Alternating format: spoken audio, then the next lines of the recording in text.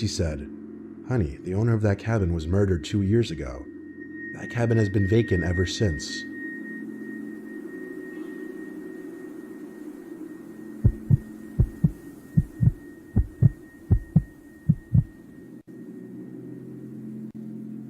I'm 27 years old. I live alone in a rural town in Virginia, about 2 blocks away from my parents. My parents are both in their 60s, and my mom has become a very worrisome woman in her old age.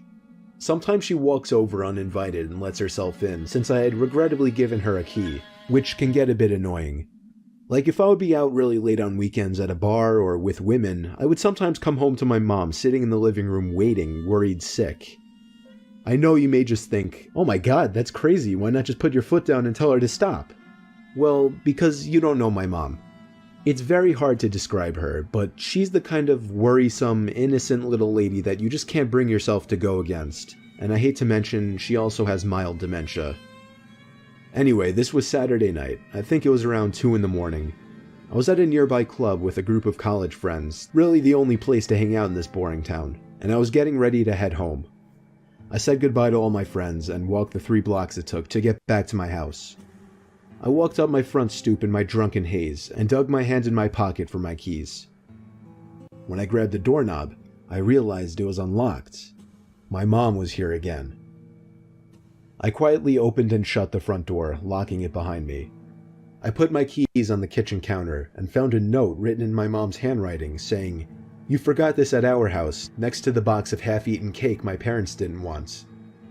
I didn't see my mom anywhere, so I assumed she must have gone upstairs to sleep in the guest bed until I got back, which is something she would commonly do as well. Then I heard footsteps upstairs, confirming it, and that's when I sighed once again. 27 years old, almost 3 in the morning, and she still has to wait up and treat me like a child. I ran upstairs to check the guest bed, empty, along with all the bathrooms. I was afraid Mom was having one of her episodes due to her condition, so I ran to the phone to call my dad. After 4 rings, my dad picked up in a groggy voice, asking what the hell is the matter. After I told him that I heard Mom wandering around upstairs in my house, there was a short pause, and then he said, "That's not possible, she's sleeping right next to me."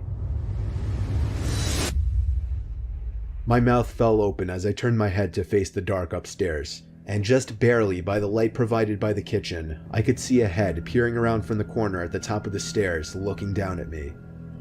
I screamed into the phone as I ran out the front door and down the street to my parents' house, explaining to my father on the way.